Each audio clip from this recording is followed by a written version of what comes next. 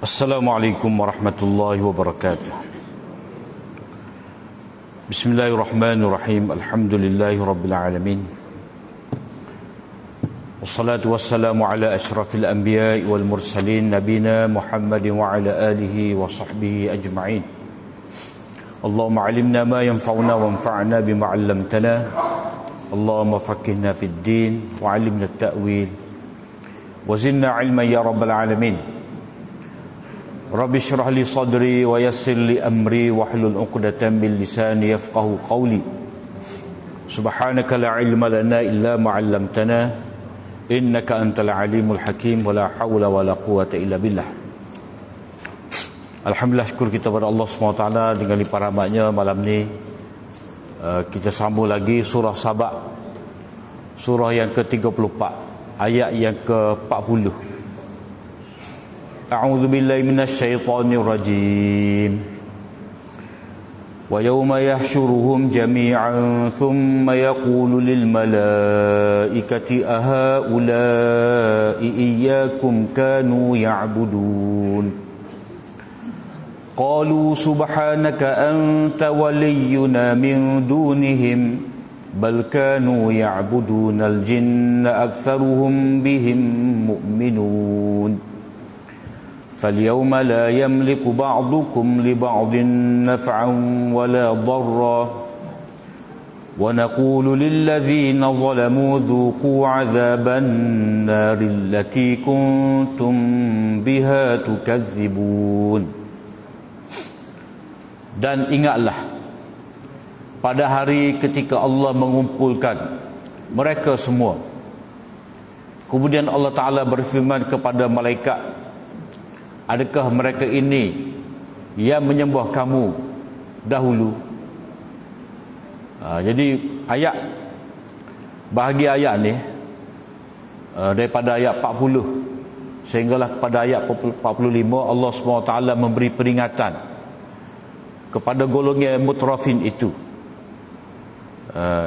Jadi dalam ayat yang kita baca pada minggu yang lalu, Allah SWT menyebut golongan mutrafin itu pada ayat 34. Mereka itu menolak apa yang dibawa oleh rasul-rasul, ajaran tauhid yang disampaikan oleh rasul. Mereka itu tolak dengan alasan mereka ni orang kaya, orang yang diberi anak pinak yang ramai, harta benda yang banyak.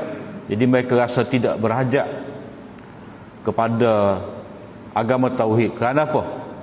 Kerana mereka ni menganggap kemakmuran, kekayaan yang mereka dapat itu adalah kerana penyembahan berhala. Mereka suruh Lat wal Uzza dan juga malaikat jin yang mereka seru, orang-orang soleh yang dahulu yang mereka seru.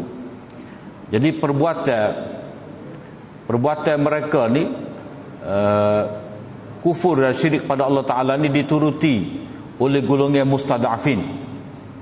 Kerana apa? Kerana golongan mustadafin dia yakin, dia tengok golongan mutrafin, golongan mustakbirin ni memiliki kekayaan dan mereka nak seperti itu, lalu mereka turut jejak langkah golongan mutrafin itu, orang yang mewah, dan mereka berhujah bahawa mereka tu kaya kerana penyembahan berhala mereka. Jadi tak kiralah apa yang disuruh oleh Muhammad itu kita nak tinggal. Kerana apa? Kerana kemewahan yang kita miliki, kekayaan yang kita ada ni, ini adalah hasil daripada kita puja, seru selain daripada Allah Ta'ala itu. Dan di antara sembahan mereka adalah malaikat. Jadi Allah SWT memberi peringatan kepada mereka ni, yang mana mereka kufur, hidup mewah ni, mereka kena ingat malaikat yang mereka jadikan sebagai Tuhan, anak-anak Tuhan itu akan berlepas diri daripada mereka. Jadi Allah Ta'ala kata wa yawma yahsyuruhum jami'a. Ini sebagai takhwif ukhrawi kepada orang yang syirik. Jadi mereka semua ni merangkumilah orang kufur, orang musyrik. Sebab antara kufur dan syirik itu dia ada beza, dia ada persamaan. Orang kufur ni dia tidak kenal Allah. Mereka mengingkari Allah SWT. Tak nampak langsung dalam fikiran mereka Allah sebagai Tuhan, sebagai pemberi nikmat. Golongan musyrik ni pula dia akui adanya Allah SWT, tetapi Allah SWT bagi mereka telah melantik orang-orang tertentu, sama ada malaikat ke, nabi ke, jin ke, wali ke, yang mana mereka ni dijadikan sebagai perantaraan untuk mereka minta dengan Allah SWT. Mereka menganggap kalau minta direct terus dengan Allah SWT, tanpa menyebut malaikat, menyebut wali-wali, nabi-nabi ni, permintaan mereka tu tidak akan diterima. Begitu juga mereka mengharapkan syafaat daripada nabi, daripada wali, daripada malaikat ni bila mana mereka berhadapan dengan Allah SWT di akhirat nanti. Jadi Allah SWT memberitahu perkara yang sebenar, iaitu pada hari mereka itu Allah Ta'ala himpunkan kesemua sekali ni, yakni orang kufur dan musyrik seperti yang kita sebut tadi, iaitu semua manusia, rasul dan umat mereka termasuk juga. Yang ketiga termasuk juga semua sekali ni antara abid dengan ma'bud. Maknanya orang-orang syirik, orang kufur tu, mereka dikumpulkan dengan bersama apa yang mereka sembah, apa yang mereka dakwa sebagai Tuhan, sebagai anak Tuhan. Orang Kristian akan dikumpulkan bersama dengan mereka tu Nabi Isa, dan keterangan akan diambil daripada Nabi Isa. Begitu juga akan dikumpulkan di sini malaikat dengan orang-orang musyrik. Yang mana mereka orang musyrik ni, dalam banyak ayat Allah SWT beritahu mereka anggap malaikat ni anak-anak perempuan Allah Subhanahu wa ta'ala amma yusyrikun. Sebab apa? Sebab malaikat, orang musyrik ni dia kira malaikat ni anak Tuhan. Jadi boleh bodek, malaikat-malaikat ni boleh bodek dengan Allah SWT lalu memaafkan untuk mereka. Jadi orang-orang jahiliyah ni dia ada satu pecahan daripada pokok Bani Khuza'ah, dia panggil Bani Malih. Mereka ni menyembah jin. Mereka ni menyembah jin dan mereka menganggap malaikat tu jin. Lalu apa jua yang mereka nak, maka malaikat ni lah akan berbicara dengan Allah SWT dan berikan kepada mereka. Jadi sebab itulah mereka puja selain daripada Allah Ta'ala itu. Jadi di sini persaksian diambil daripada para malaikat pada hari itu. Jadi Allah Ta'ala tanya kepada malaikat, aha ulai iyyakum kanu ya'budun. Maknanya persaksian diambil daripada malaikat bagi pihak Rasul, apakah mereka ini menyembah kamu dahulu di dunia. Jadi Allah Ta'ala tanya kepada malaikat, puak-puak musyrik ni, apakah benar mereka dahulu menyembah kamu, tak kira lah untuk mendapat syafaat ke, untuk mendapat segala hajat ke. Jadi Allah Ta'ala tanya malaikat, maka jawab malaikat, qalu subhanaka anta waliyuna min dunihim. Allah SWT, malaikat kata, maha suci engkau ya Allah, engkaulah wali kami. Min dunihim maknanya yang menyelamatkan kami, engkaulah penolong kami, bukan mereka. Maknanya mereka di sini menafikan bahawa mereka tu ma'bud. Walaupun orang-orang musyrik menjadikan malaikat sebagai sembahan mereka, maka jawapan malaikat di sini jawapan yang segera. Jawapan yang segera. Qalu subhanak. Jawapan ni segera menyatakan tauhid dulu, maha suci engkau. Jadi maha suci engkau ni ya Allah, tidak layak untuk disembahkan kepada engkau ya Allah, adanya ma'bud selain daripada engkau. Yang ni engkau satu-satunya ma'bud kami, engkau satu-satunya Tuhan yang kami sembah. Maknanya kalau jawapan kita lah dah, jawapan kita ni mereka akan kata mereka tidak sembah kami.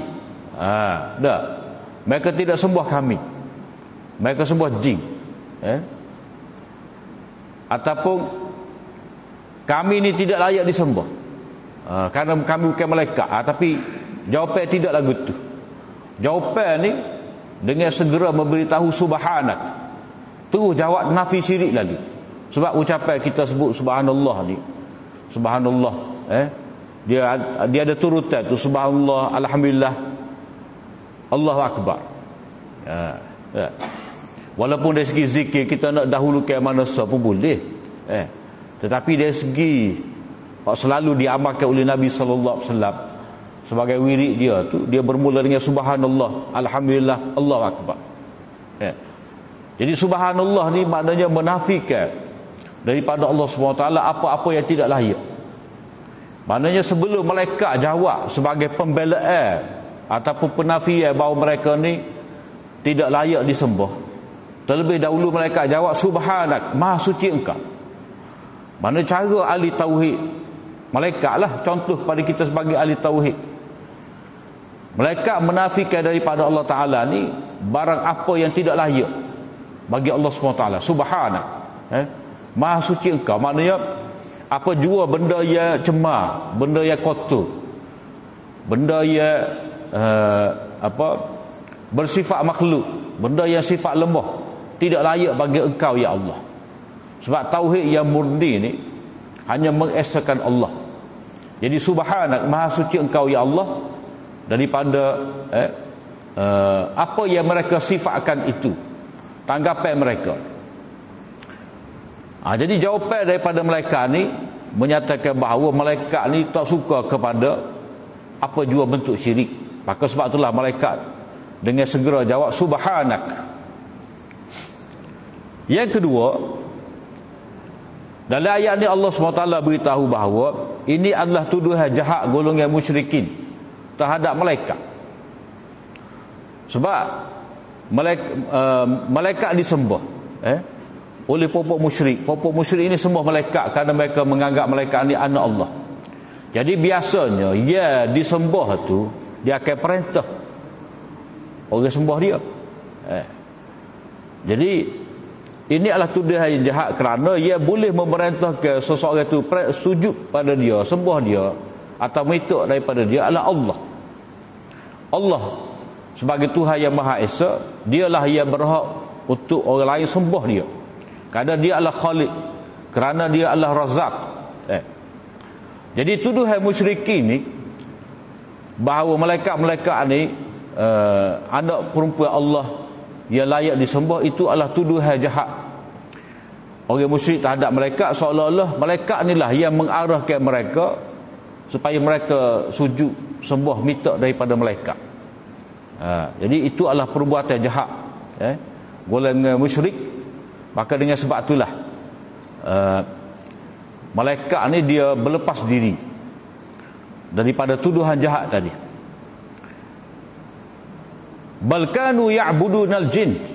Hak sebenarnya mereka itu menyembah jin. Hak sebenarnya mana malaikat memberi keterangan bahawa hak mereka sembah, hak mereka anggap sebagai sembahan mereka itu sebenarnya adalah jin. Jadi orang pupuk musyrik ni dia menganggap malaikat tu sebagai jin. Mereka tu menganggap jin tu sebagai malaikat, malaikat sebagai jin. Jadi mereka menganggap malaikat tu layak disembah.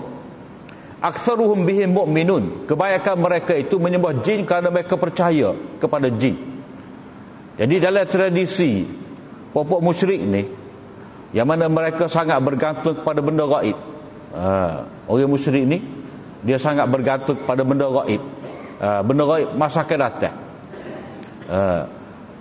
untuk tahu budak ni lagi mana dah, masa depan ni gapo akan jadi, perniagaan mereka minggu depan ni dah, mereka dak nak bermusafir ni selamat ke tidak, mereka nego ni kaya ke tidak, menghasilkan keuntungan ataupun kerugian, mereka nak tahu. Mereka perlu pada ramalan masa depan.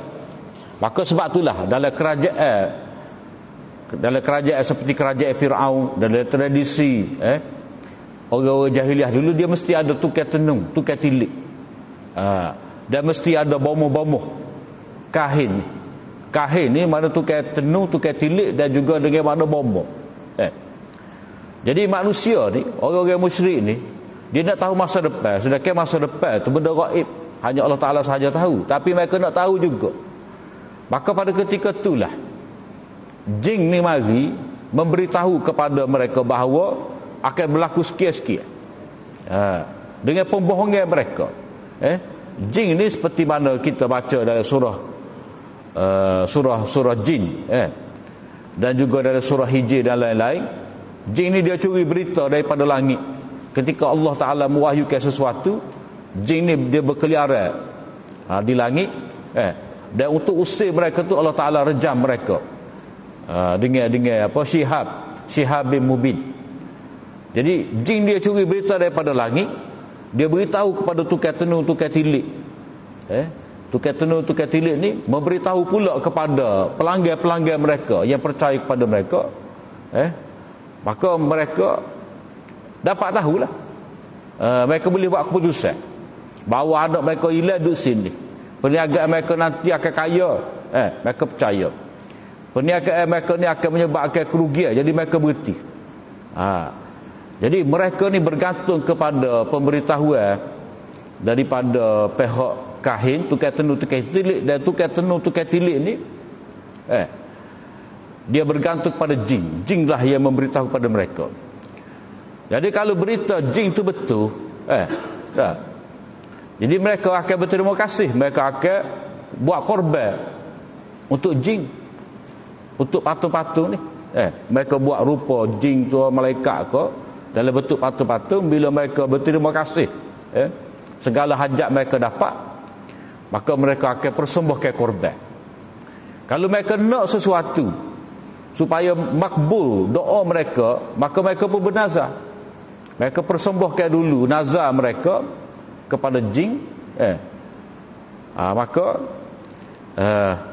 bila mereka dapat, mereka akan berterima kasih, mereka akan korban. Jadi mereka tu akan buat nazar untuk mendapatkan benda akan datang, dan mereka akan buat korban tanda mereka bersyukur.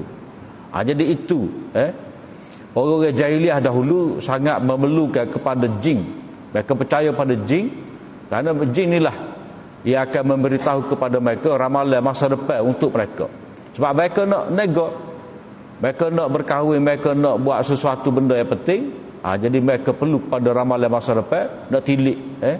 Begitu juga nak berubat apa semua tu, mereka mengharapkan pertolongan daripada jin. Mereka percaya.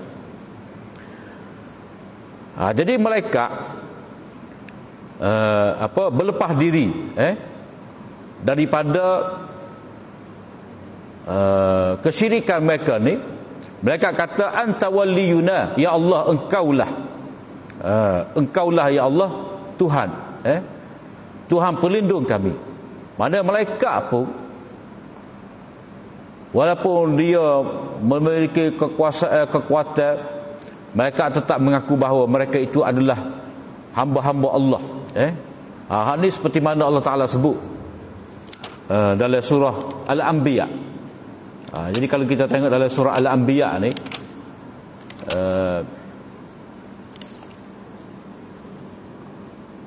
ayat 26, muka surat 324. Wa qalu ittakhadha ar-rahman walada subhanah bal ibadun mukramun la yasbiqunahu bil qawli wa hum bi amri ya'malun.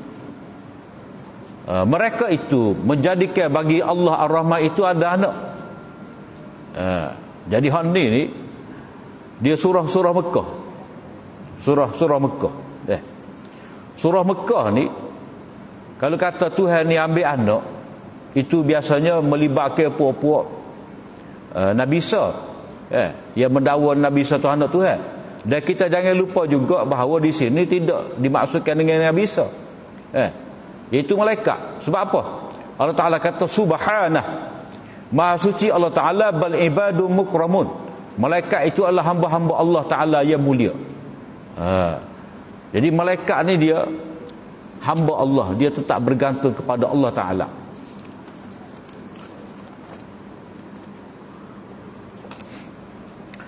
فَالْيَوْمَ لَا يَمْلِكُ بَعْضُكُمْ لِبَعْضٍ نَفْعًا.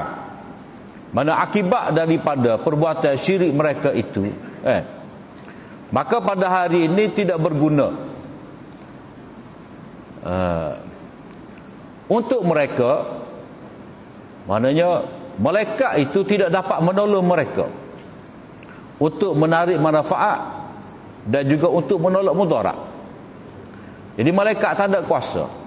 Sebab apa? Sebab hari itu dan bila-bila pun Allah tu wali, Allah yang penentu, Allah yang melindungi. Jadi bukan malaikat yang memelihara manusia, bukan malaikat tetapi Allah. Maka akibat daripada mereka melakukan perbuatan syirik ni, maka Allah Ta'ala beritahu, fal yawma la yamliku ba'dukum li ba'din naf'an wala dharra. Pada hari ini sebahagian daripada kamu ni, yakni sebahagian daripada kamu, yakni malaikat tadi, tidak dapat menolong kepada sebahagian yang lain. Begitu juga sebahagian daripada kamu ni, sesama kamu. Sebab yang disembah oleh orang musyrik ni ramai, macam-macam bentuk Tuhan yang mereka sembah. Sebab apa? Sebab sembahan mereka ni, bagi mereka kalau ada benda-benda sesuatu, siapa-siapa pun yang dapat menolong hajat mereka, menunaikan permintaan mereka, mereka boleh angkat benda tu sebagai Tuhan mereka. Sebab mereka yakin manfaat yang mereka dapat kerana orang ni, mudarat itu tertolak daripada mereka adalah kerana orang ni, lalu mereka angkat sebagai Tuhan. Wa naqulu lil ladzina zalamu, lalu Allah Ta'ala berfirman, Allah Ta'ala berfirman sebagai keputusan dia, lillazina zalamu, kepada orang-orang yang zalim. Maksud zalim di sini adalah orang-orang syirik. Seperti dalam surah Luqman, Allah Ta'ala kata, inna syirka la zulmun azim.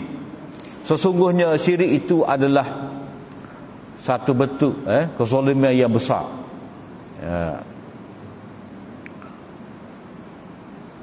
Jadi alladzina zalamu di sini mana kami kata kepada orang-orang zalim, yakni orang-orang musyrik, mana sebagai hukuman yang dijatuhkan kepada mereka.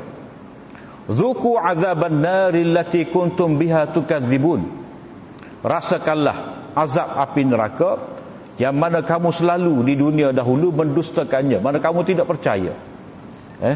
Kamu memperolok-olokkan kedatangan azab. Kamu mempersendakan Nabi kerana memberitahu tentang adanya azab, dan kamu cabar pula supaya azab tu segera mari. Jadi perbuatan mereka mendustakan azab yang diberi amaran oleh Nabi ni, mula-mula mereka tak percaya. Mereka kata Nabi bohong, mana ada azab. Mereka pergi kepada satu tingkat pula, mereka buat nganyi. Kalau ada azab ni dah, seperti dalam surah Al-Muddathir tu, Allah Ta'ala kata alaiha 19, malaikat yang menjaga neraka ni 19 orang. 19 orang. Dia kata pada kita 10 orang ya. Nak lawan malaikat penjaga neraka ni. Bila Allah Ta'ala kata malaikat penjaga neraka ni ada 19 orang. Alaiha 19. Jadi mereka jawab sebagai istihza', mempersendakan amaran Allah Ta'ala ni. Mereka kata nak lawan malaikat ni, puak kita ni pada 10 orang. Seorang tu tepi dengan bahu kanan, seorang bahu kanan, seorang bahu kiri, seorang pakak puak kita. Seorang kita lawan 2 orang malaikat. Mereka mempersendakan mereka mempersendakan azab Allah. Kemudian mereka pergi pada satu peringkat pula, mereka cabar. Wa yasta'jilunaka bil azab, mereka minta supaya azab ni segera mari. Mereka kata mana azabnya? Bila nak mari? Wa yaquluna mata hadzal wa'du in kuntum sadiqin. Jadi semua ni Allah Ta'ala sebut dah. Kuntum biha tukadzibun ni. Macam dalam ayat yang ke-29. Wa yaquluna mata hadzal wa'du in kuntum sadiqin, itu maksudnya mereka minta segera azab. Dah kalau benar janji kamu azab ni mari, bila nak mari? Jadi macam keluhan daripada mereka, kita tunggu azab tak mari. Jadi perbuatan mereka mendustakan ni bukan setakat mereka tidak percaya adanya azab, mereka pergi kepada mempersendakan azab, dan mereka pergi lagi pada satu peringkat, mereka minta supaya azab tu segera mari. Wa idza tutla alaihim ayatuna bayyinat. Jadi katakan mereka ni syirik, mereka ni zalim. Inilah sikap dia. Di sini dipanggil syakwa. Syakwa, rungutan Allah Ta'ala terhadap sikap orang-orang musyrik ni. Bagaimana mereka ni dikatakan menzalimi diri mereka. Allah Ta'ala beritahu di sini tentang kebodohan orang musyrik yang menolak keterangan daripada Allah Ta'ala. Wa idza tutla alaihim ayatuna bayyinat, apabila dibacakan kepada mereka ayat-ayat keterangan kami. Sini ada beberapa perkara yang perlu kita tadabbur, kita perhati. Bila dibacakan kepada mereka, bila dibaca, dia tak kata bila mana Nabi membaca. Sebab hak penting di sini ayat-ayat keterangan wahyu tu dibaca kepada mereka. Jadi siapa-siapa boleh baca. Nabi baca, Rasul baca, sahabat Nabi baca, alim ulama baca. Baca zaman kita ni. Nabi tak baca Quran depan kita ni. Nabi mati dah.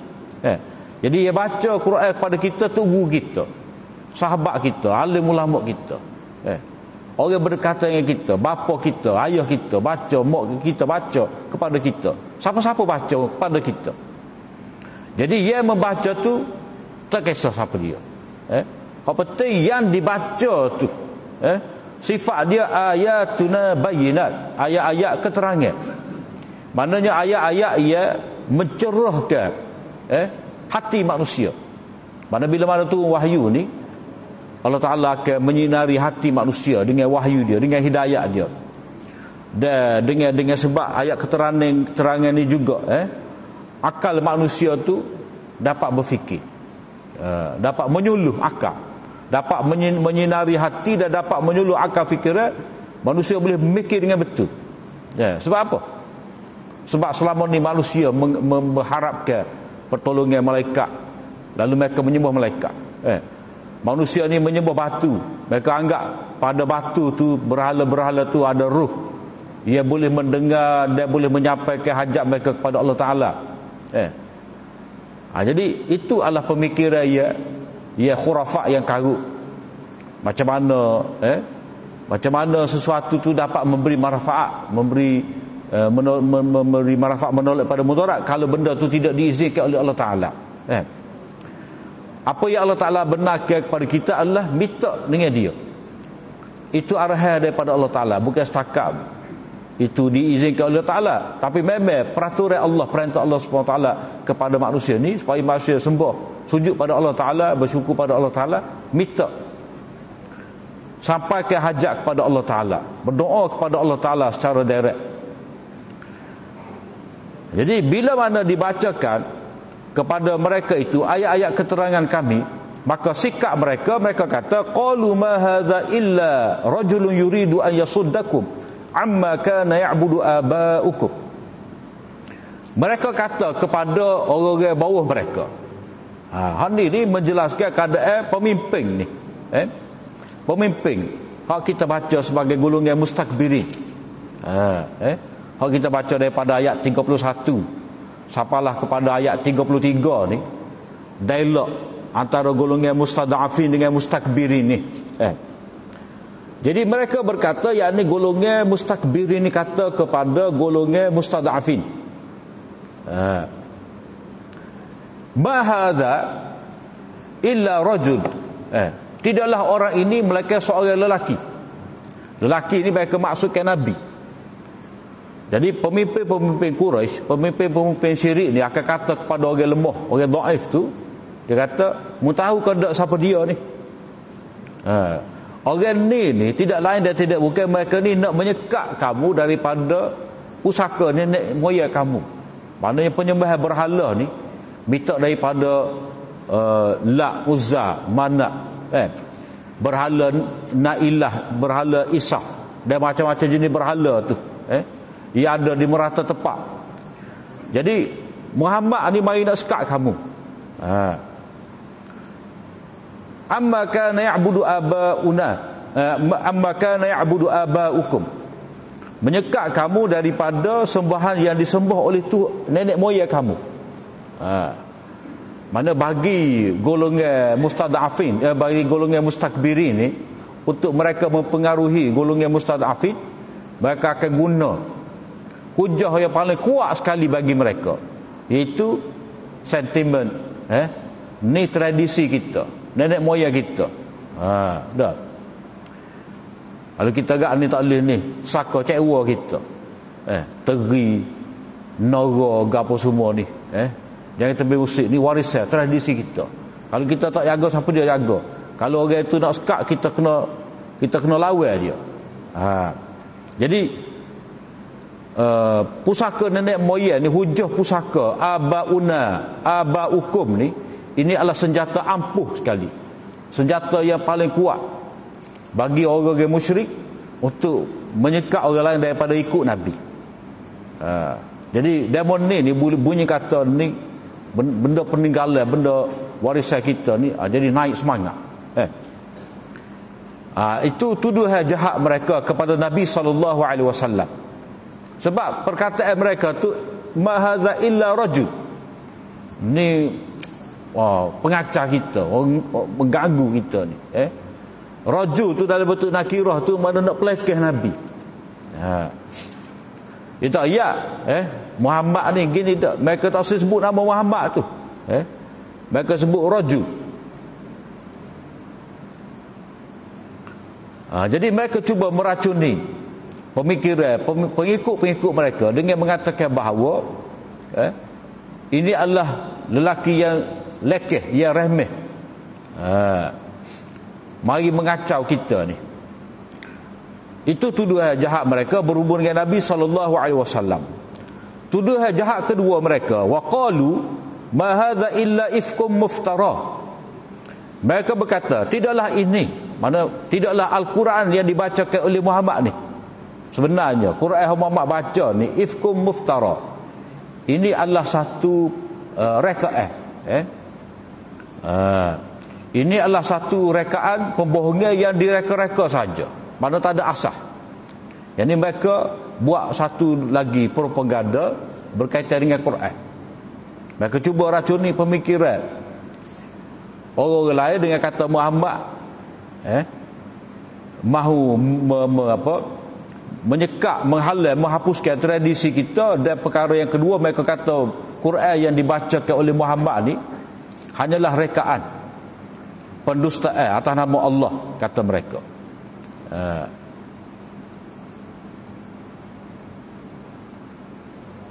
Jadi orang awam mereka ni terpedaya, diperbodohkan dengan hujah-hujah ni.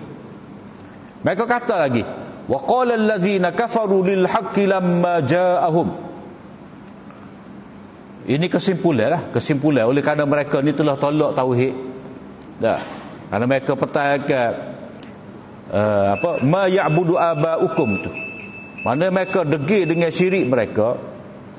Lalu mereka tuduh Nabi ni seorang yang menghalang tradisi mereka. Dan yang ketiga, mereka buat propaganda yang jahat terhadap Al-Quran. 3 perkara. Jadi yang pertama, mereka ma hadza illa rajul, mereka mempelekehkan Nabi. Yang kedua, amma kana ya'budu abaukum, mana mereka degil dengan perbuatan syirik mereka, menyembah berhala. Kemudian tuduhan jahat mereka terhadap Al-Quran. Maka kesimpulan di sini, wa qala allazina kafaru, maka sebab itulah mereka layak dipanggil orang kafir, kerana mereka tolak tauhid, mereka menentang Nabi dan tolak Quran. Jadi salah satu benda ni, kalau mereka tolak tauhid, tolak Nabi dan tolak Quran, jadi kufur. Mereka berkata, orang-orang kafir berkata, lil haqqi lamma ja'ahum, bila mana datang kebenaran kepada mereka. Kebenaran ni perkara tak adil lah. Quran yang benar sebagai kalam Allah, Nabi yang benar menyampaikan kalam Allah, itu kebenaran. Maknanya Allah sebagai Tuhan Al-Haq, wazalikum rabbukumul haq, itulah Tuhan kamu, Tuhan yang sebenar-benarnya, Tuhan yang satu, tidak ada sekutu baginya. Nabi yang ikhlas membimbing mereka. Begitu juga Al-Quran yang terbukti benar, sebagai kebenaran datang kepada kamu. Quran itu dikatakan kebenaran sebab bukti kebenaran Al-Quran itu tidak memerlukan kepada bukti luar. Quran itu sendiri membuktikan Quran itu benar. Ini dia kena ngaji suku lah.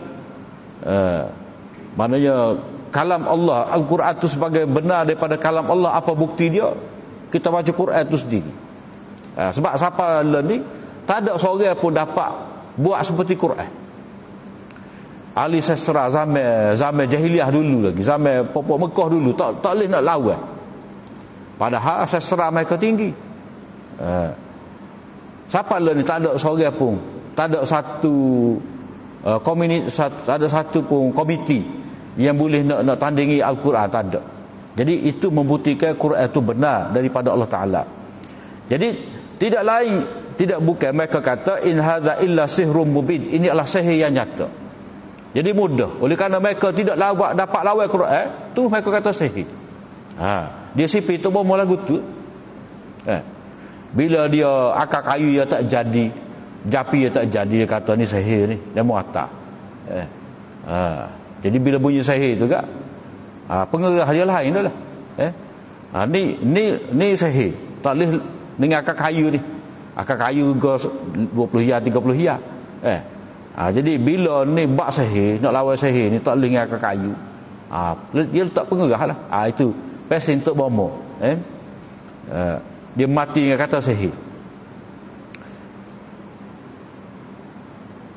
Wa ma atainahum min kutubin yadrusunaha wa ma arsalna ilaihim qablaka min nadhir. Bahagian ayat ni Allah Ta'ala nak ukit. Nak supaya kau sedar. Allah Ta'ala nak ukit sikit. Wa ma atainahum, tidak pernah kami memberikan kepada mereka kitab-kitab yang mereka dapat mempelajarinya. Mana yang muju sebenarnya? Sebenarnya muju kepada kamu ni, sepatutnya kamu bersyukur dengan kedatangan Muhammad, dengan membawa Al-Quran ini untuk memberi bimbingan kepada kamu, untuk memberi daya, memberi nasihat kepada kamu, muju. Allah Ta'ala hantar ni Nabi dan Al-Quran untuk membimbing kamu, mengeluarkan kamu daripada sesat, mengeluarkan kamu daripada ghaflah ke al-fa'ah. Jadi sepatutnya kamu bersyukur. Kenapa? Kerana kamu tak ada kitab, tak ada panduan. Ada pada kamu syair. Gak syair ni dah. Dan menegi pada pasir tengok utap syair. Nak minum arak bersyair. Nak apa, berpoya-poya dengan perempuan bersyair. Jadi hidup adalah sesak lagu tu. Jadi mujuk Allah Ta'ala turunkan ayatin bayinat untuk memberi keterangan, untuk menyinari hati mereka, untuk menyuluh akal fikiran mereka. Jadi sepatutnya mereka bersyukur dengan adanya kitab yang dibawa oleh Nabi itu. Wa ma arsalna ilaihim qablaka min nadhir, dan kami tidak utuskan kepada mereka sebelum engkau itu wahai Muhammad seorang pengutus pun, seorang Nabi yang memberi peringatan. Maknanya nak beritahu di sini kedatangan Nabi dengan membawa Al-Quran ini adalah nikmat yang besar, ihsan, kasih belah Allah Ta'ala untuk orang-orang Arab pada waktu itu supaya mereka beriman. Tetapi sebaliknya mereka sombong takabur. Jadi sombong takabur mereka itu sehingga mereka tolak, mereka berbangga-bangga, mereka rasa tak perlu kepada Nabi, tak perlu kepada wahyu.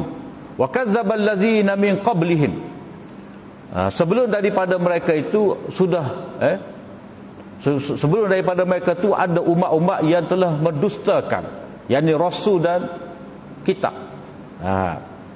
Mana ini takhwif duniawi kepada orang-orang kafir yang menentang Nabi. Maknanya perbuatan mereka tu tak pelik. Kenapa? Kerana sebelum daripada ni umat Nabi Nuh ke, umat Nabi Hud ke, Nabi Saleh ke, Nabi Lut ke, Nabi Ibrahim ke, mereka semua telah mendustakan nabi-nabi yang diutuskan kepada mereka. Tapi kena ingatlah, kesudahan mereka dibinasakan. Sepatutnya mereka ambil iktibar. Jadi Allah Ta'ala kata mereka dahulu telah mendustakan ayat-ayat Allah ni. Maknanya kamu orang kemudian ni kena berwaspadalah. Disebabkan pendustaan inilah umat dahulu telah dibinasakan oleh Allah SWT. Wa ma balagu mi'syara ma atainahum fakazzabu rusuli. Ini jawapan kepada kesombongan mereka. Kesombongan mereka ni Allah SWT sebut di sini. Ayat 35. Ayat 35 mereka kata wa qalu nahnu aktsaru amwalan wa aulada wa ma nahnu bimu'azzabin. Mereka berkata kamilah orang yang paling banyak harta, orang yang paling ramai anak pinak, dan kami tidak akan kena azab. Jadi Allah Ta'ala beritahu bahawa wa ma balagu mi'syara ma atainahum, orang Mekah lan ni dah mereka dapat kekayaan, mereka ada anak pinak ni, apa yang kami berikan kepada mereka tak sampai pun 1/10 daripada apa yang kami berikan kepada umat terdahulu. Maknanya popok Nabi Nuh dulu kaya lagi, popok Nabi Syuaib itu kaya lagi, ramai lagi anak, berbanding dengan orang Mekah kau menentang Nabi ni 1/10 pun tak sampai kekuatan, kekayaan. Umat Nabi Lut dulu, umat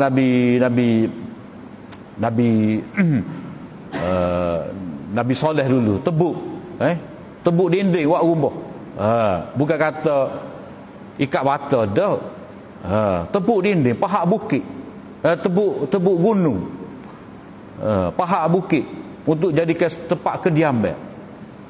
Tapi peninggalan akhirnya apa? Kosong. Kosong, tak ada siapa nak duduk pun. Jadi walaupun mereka tu ada kekuatan sampai mereka boleh tebuk pahak bukit untuk menjadi kediaman mereka, mereka tetap dibinasakan oleh Allah Ta'ala. Maka kamu orang Mekah ni yang mana kekayaan, kekuatan 1/10 daripada mereka capai pun tak ada pada kamu, maka tak sah lah. Tak salah kamu nak lawan kami. Fakazzabu rusuli, mereka yang mendapat harta yang begitu banyak tadi telah mendustakan rasul-rasul kami. Fakaifa kana nakir, bagaimana nanti akibat. Maknanya akibat ia menimpa mereka tu adalah akibat ia tidak pernah berlaku dalam sejarah. Pelik, tidak pernah dikenali, tidak pernah diketahui ada balasan seberat tu ia berlaku. Maknanya bila Allah Ta'ala murka kepada golongan yang mendustakan Nabi ni, azab yang ditimpa kepada mereka tu adalah azab yang tidak pernah diketahui ada seperti itu. Maknanya bila azab tu dahsyat, dia akan jadi perik lah kepada orang kemudian ni. Jadi ini amaran ataupun takhwif duniawi kepada orang Mekah menentang Nabi ni. Apakah kamu nak nanti azab seperti itu turun kepada kamu? Jadi sepatutnya kamu orang Mekah kena ambil iktibar daripada apa yang telah menimpa umat yang terdahulu. Kemudian bahagian ayat 46 sampailah kepada akhir surah ni sebagai penutup. Allah Ta'ala cerita bahawa mereka ni perlu diberi nasihat supaya mereka berubah. Mana dalam kekerasan hati mereka tu masih lagi ada peluang untuk mereka berubah dengan syarat mereka ni bersedia dengar nasihat, kena bersedia untuk mendengar amaran-amaran, barulah mereka tu dapat selamat daripada kemurkaan Allah SWT. Itu insya-Allah kita akan sambung pada minggu akan datang. Apa yang baik dari Allah SWT, salah dan silap daripada kelemahan hamba, aku liqauli hadza wa astaghfirullah li wa lakum. Assalamualaikum warahmatullahi wabarakatuh.